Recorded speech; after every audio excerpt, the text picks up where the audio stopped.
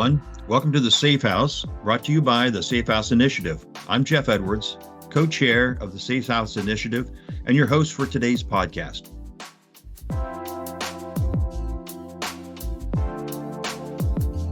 Today's episode, we're going to get into the fundamentals of cybersecurity. We're going to break it down. And I've always, in my career, realized that it takes a real expert to be able to take apart a subject, talk about it in layman's terms and usable terms, and to get to the very fundamental aspects, the foundational aspects.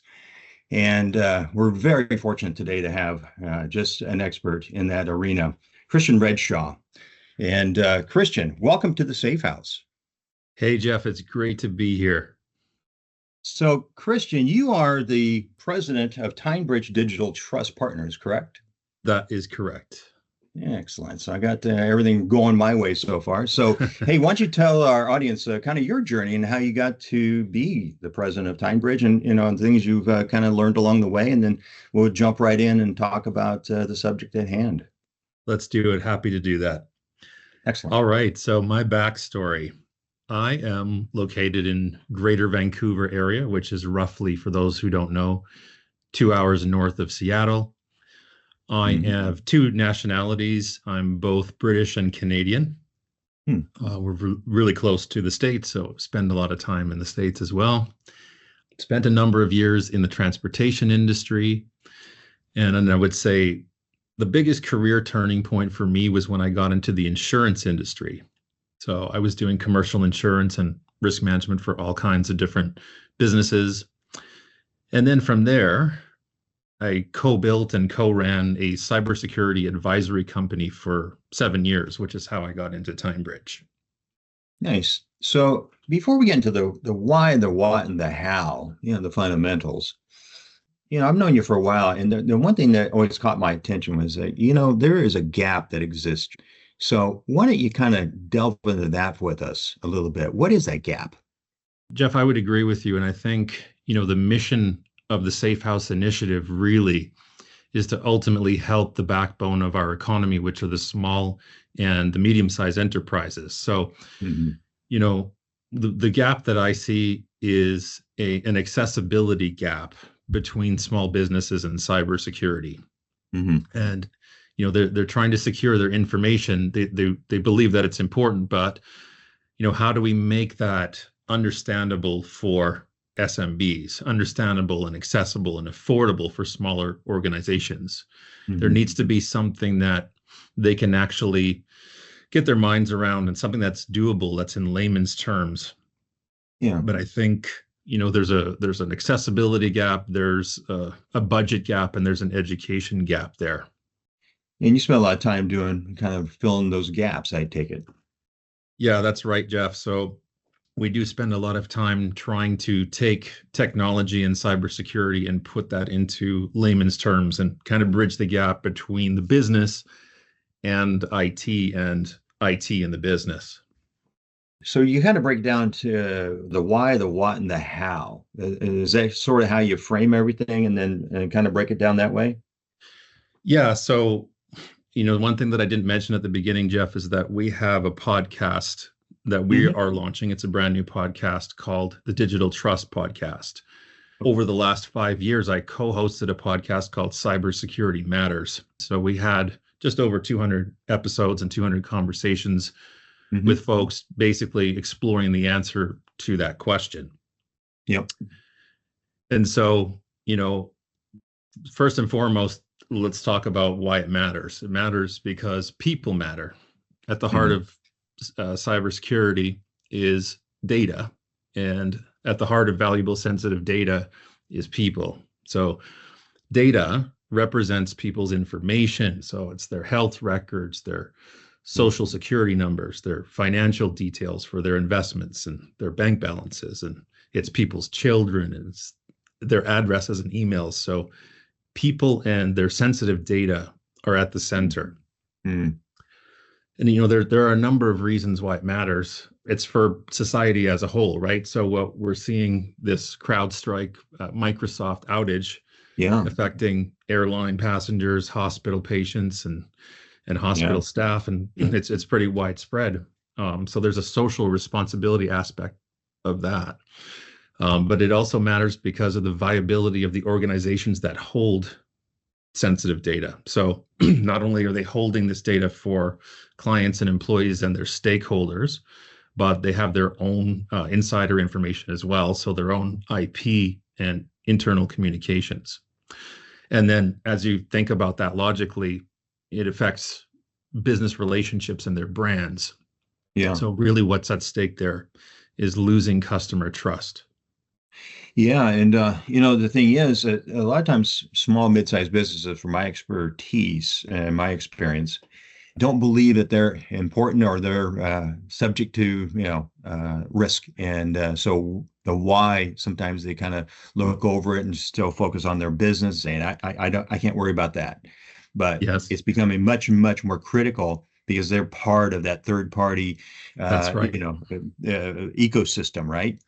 Absolutely. I mean, that's why it matters for small businesses. They form part of the larger organization's supply chains, right? Yeah, yeah. So, and I think, one thing that we have to keep in mind with why it matters as well is when we think about cybercrime, think about cybersecurity or data through the eyes of cyber criminals. Cybercrime Mhm. for them pays well. It's a very Yeah, lucrative business. yeah, Very few people get caught, and it's fast money for them. And it's also, because they're in obscurity, it's a bloodless crime, right? It's not something that they have to physically be there for. And yeah. it's quite something to see how cyber criminals organize themselves, particularly when it comes to something like ransomware.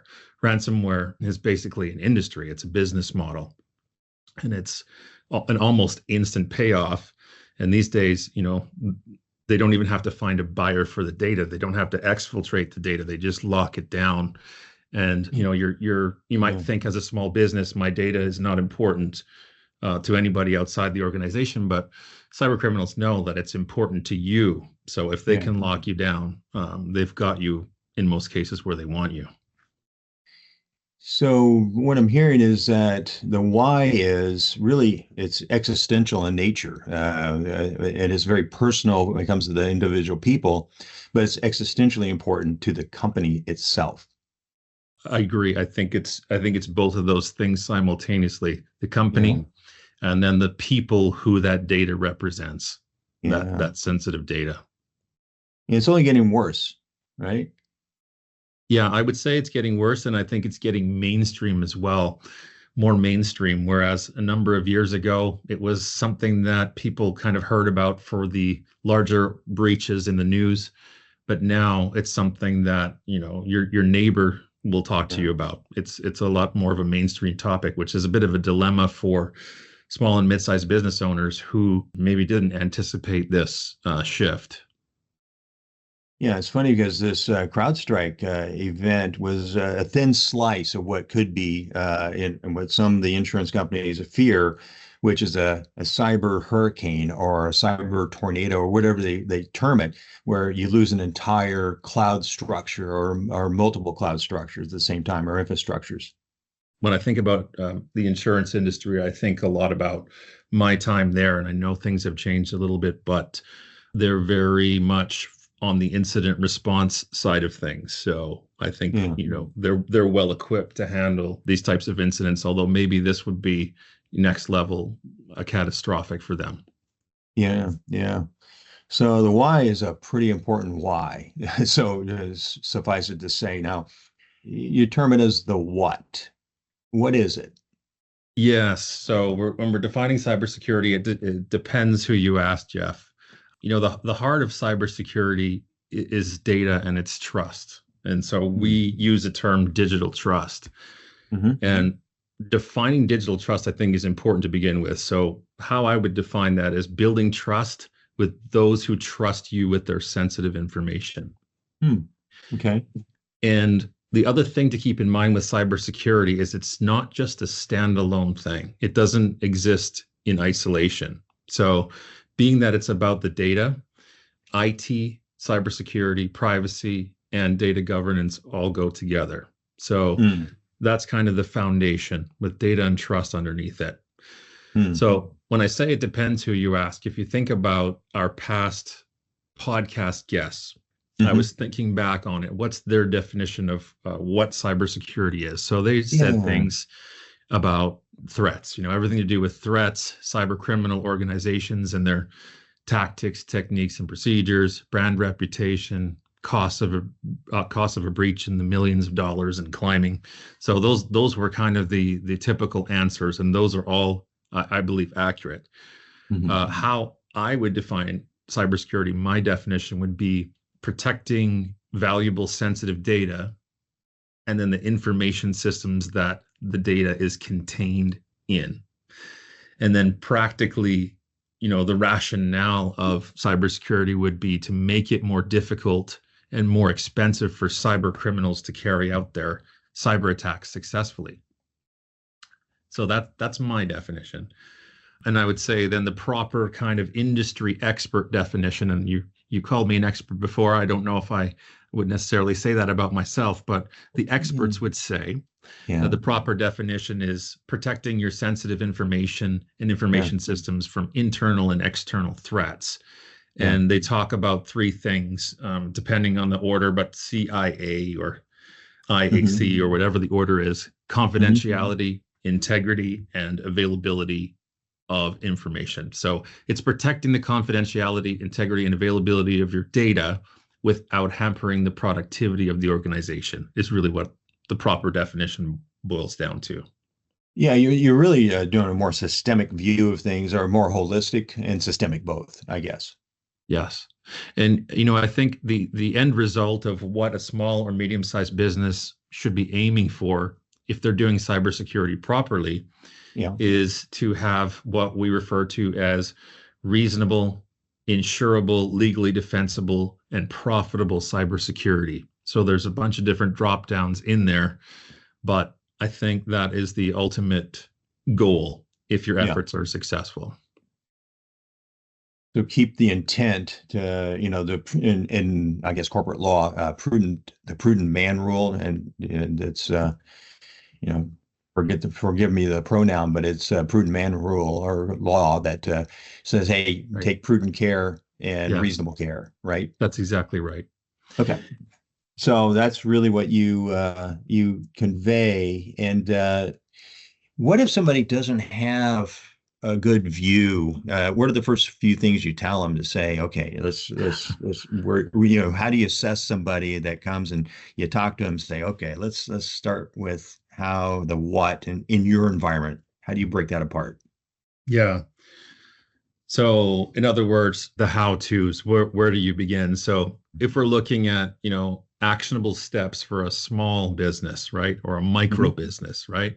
Yep. Let's answer a couple questions. What do we do and where do we start, right? So what we typically will do is we'll lay out a blueprint for a small business.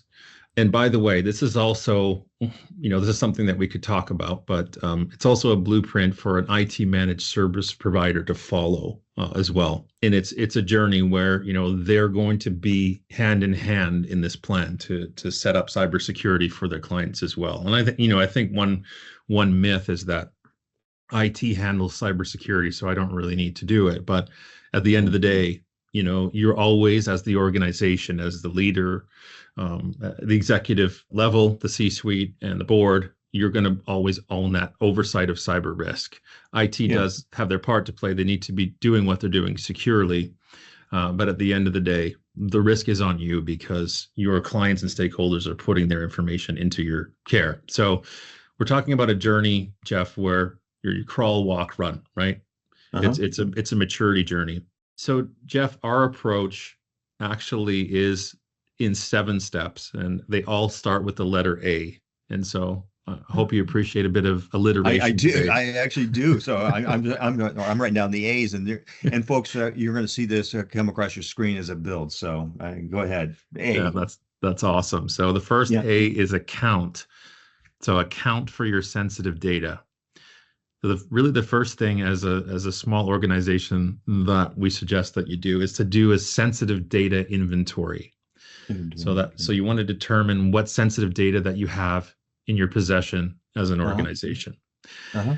Now, it's not really conventional wisdom necessarily for the mind of an IT person, but we're finding that every single time the conversation starts with technology and then goes right back to the data.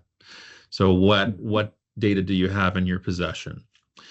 And what is the most sensitive, right? So the second A is assign leadership. So you want to have some kind of a risk oversight person or committee. Someone is in charge so that you can coordinate your efforts and set the tone from the top. So who's kind of doing what? Get a cybersecurity champion, in other words. The next A is assess. So assess your cybersecurity maturity against current cyber risks. So there are a number of ways, number of frameworks and approaches that one could take for this.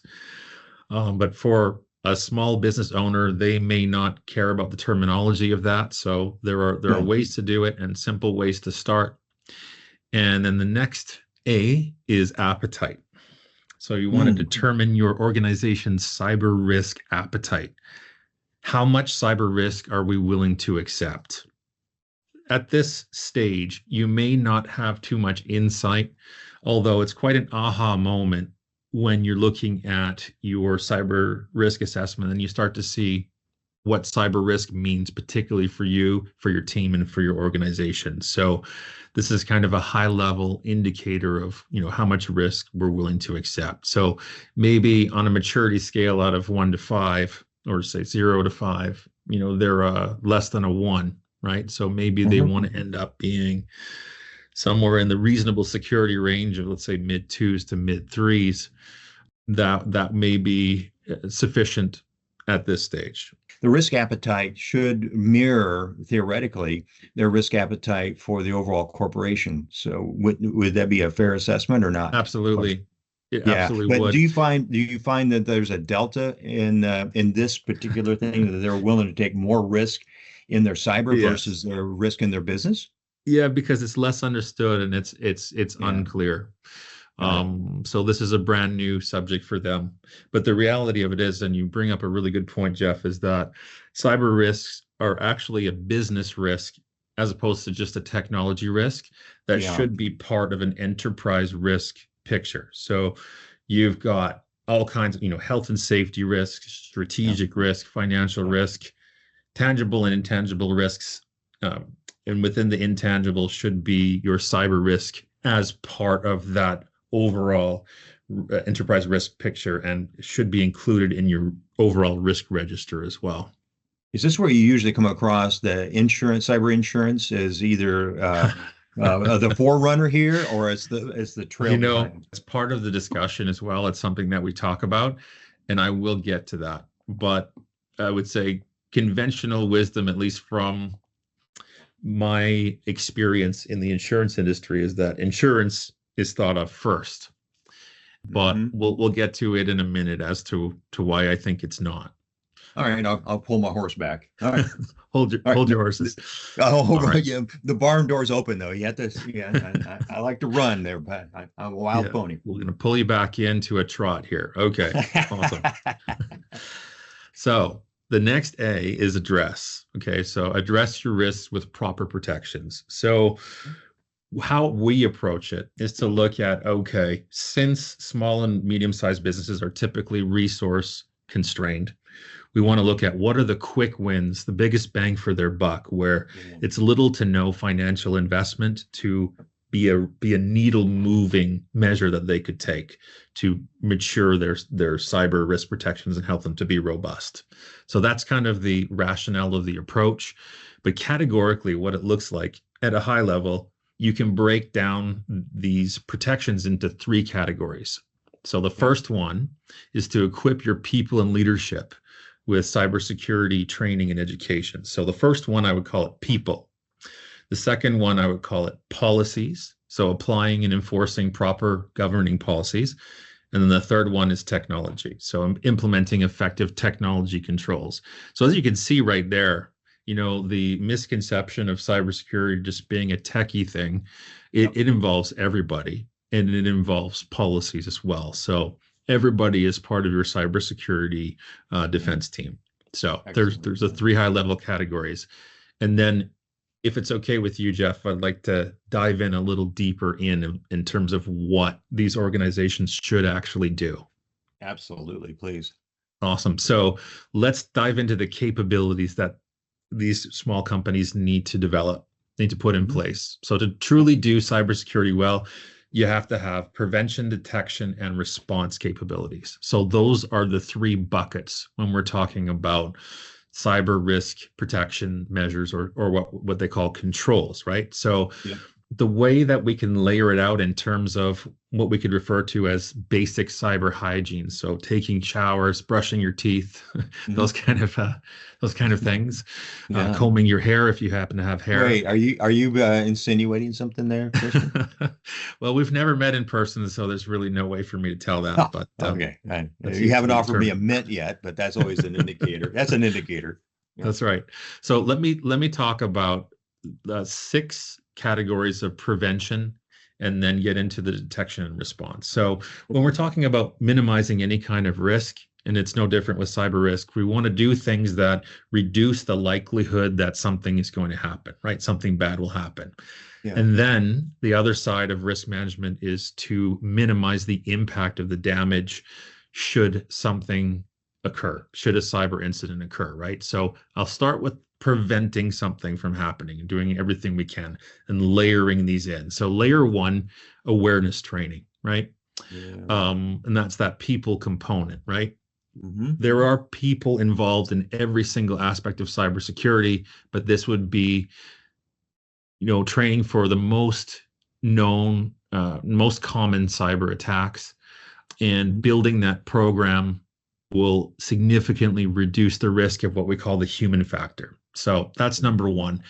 Just going to kind of list them and briefly explain them here, the what and the why. So second layer of prevention would be properly managing your vulnerability. So this is a big missing piece, not just for small and medium-sized businesses, but for IT managed service providers that they rely on as well.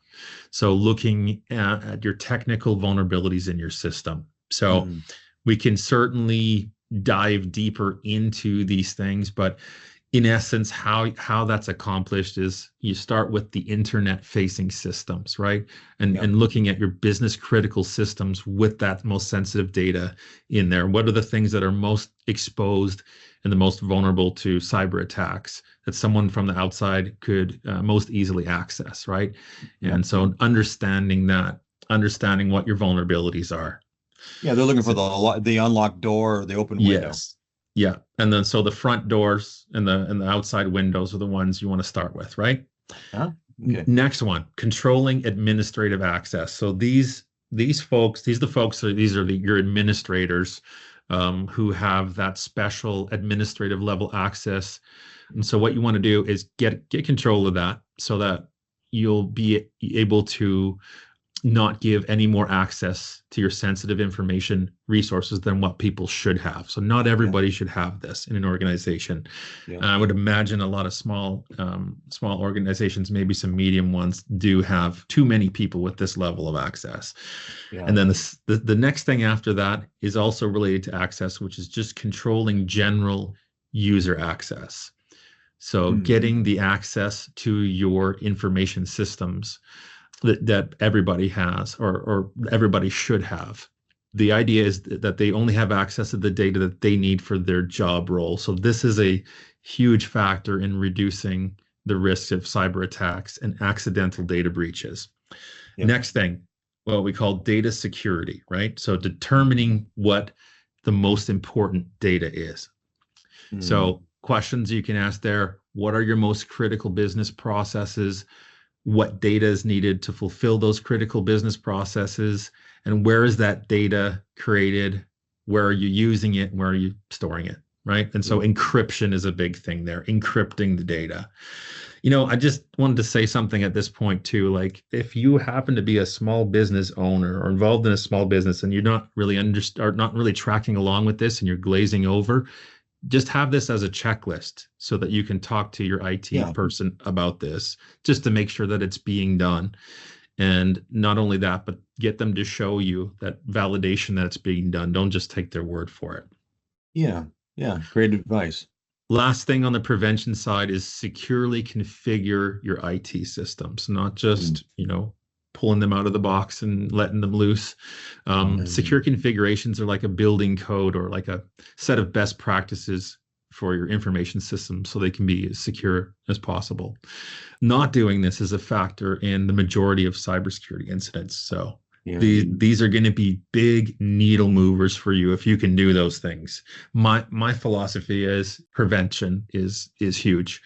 If you can prevent something from happening, all the better, because you don't want to be having an insurance claim. You don't want to be finding yourself with a house on fire. It's not a happy, fun time for anyone, including the insurance company. No. Save a couple minutes here and there is not worth the pain and agony later. That's right. So yes, so when you set something up, don't go with the standard out of the box configuration. That's right. And don't use password as the password, and don't use 1, 2, 3, 4 as the password. Yeah, that's right. Got it. All right.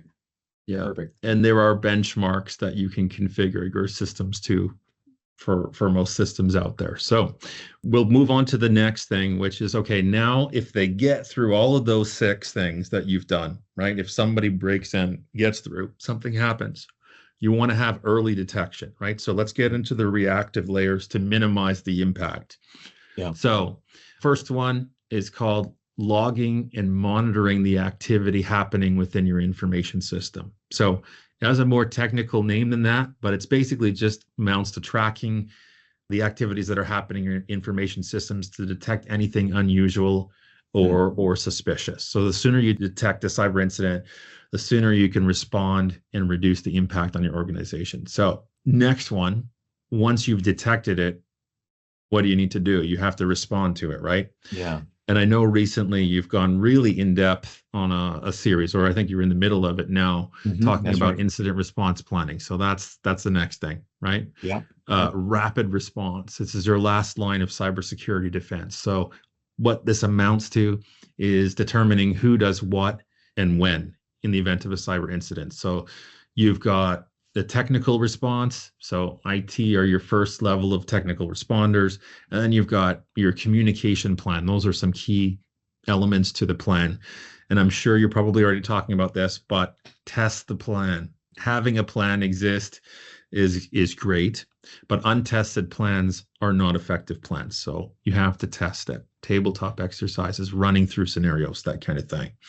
So that is the second to last one. And the last one is developing effective data recovery capabilities.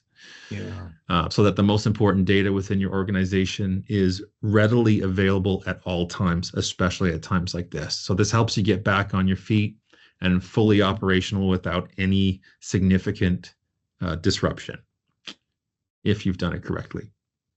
So there's a deeper dive we could go into with that one, in terms of, establishing how long you as an organization can go without your data and your critical business systems. And then, how much data can you afford to lose? How many days, weeks, or months worth of critical data are you okay with losing? So that's all in the mix of this data recovery process. So those would be all of the steps underneath the address your cyber risk. And then we have 2 more A's to go. All right. Second last one, and you mentioned it earlier, arrange insurance coverage so that you can transfer the residual risks. So if you think about it, you've assessed the risk, now you've treated the risk, and now there's some risk left over. You need to transfer that through insurance. So this is the right time to do that. Okay, yeah, and the thing, when you do the assessment, you'll have a better appreciation for the risk that you do in fact have, that you need to underwrite, or have your partner, and they also can help with that incident response, because they have a lot of they have these thing called panels that they have vetted certain vendors and providers that can help you in time of need. Yes, okay. I think one caution here is that not every residual risk is insurable. Yeah. And I think, insurers are starting to see and admit this more. Yeah. There's certain uninsurable cyber risks to be aware of, right? Yeah. They can't, if you lose customers in the event of a breach, things go sideways, and these things can drag on for a long time. They can't bring your lost customers back, right? They Yeah. can't force your customers to come back. They do try to make you whole. There's some significant coverage for it, but there are limits, and this is not necessarily specifically completely insurable. The damage to your reputation, sometimes that can be long-term and irreparable to a degree. Yeah. So that's something that is not insurable in my view. Living under that regulatory scrutiny, if you're in a regulated industry, having to go through the stress of that, going through the stress of potentially litigation, there are a bunch of different things that are not insurable. So just keep that in mind. And then the last A is assess again. Oh. So reassessing your cybersecurity maturity. So in amongst this, and I filed this under this reassessing category, is that once a cybersecurity program has been built, then it's about ongoing monitoring of the effectiveness of your efforts and your maturity, and embracing that continuous improvement mentality, right? So that is I see the A's into a circle. Then it looks like it's eating itself. So it goes from A to A. So it's just a continuous improvement, basically. Well, you know what? Maybe you're right there, Jeff. Maybe we'll have to go with that as opposed to a bullet point list. Appreciate it. Yeah, I like it. I like the circle, baby. I don't know. Yeah, that's awesome. I like it. Well, I'll tell you what, wow, that is some great information. You broke it down to where, I was able to ask questions, and that takes some doing. So you are an expert. You just met the qualification, sir. Well, I aim to please, and I do my best. But you're too kind. So we always ask our guests if our audience could just do one thing, because the first step on the journey is the hardest one to take, because you look at the journey, it's like, it's too long, it's too hard. What is that one step? What is that one thing that they could do today that you'd recommend? What I would say, Jeff, is that before an organization starts going through those 7 A's, what questions should they be asking when it comes to their data? So let me just present a few that I think would be helpful for them. So asking yourself, how long could our business survive without access to our information? Who has access to our most valuable information? So who holds the keys? Where are those information assets located? What sensitive private data do we hold for our clients, our employees, our third-party suppliers, our investors? Here's one. Are we assuming that IT looks after cybersecurity and other areas of digital trust like data privacy and data management? That's a big one. So just having these types of questions circulating will start that security data conversation. Those are enough to get that conversation started. That's fantastic. I mean, that's a great starting point, because it does start the conversation, doesn't it? Indeed. Indeed, it does. Well, Christian, I tell you what, this is going to help a lot of people. And I hope so. Oh, absolutely. And I just want to thank you for all your contributions, and that TyneBridge is one of the content contributors of the SafeHouse Initiative. We appreciate everything you do. And thank you and TyneBridge for being part of this community and helping people out. It is absolutely our pleasure, Jeff. Thank you.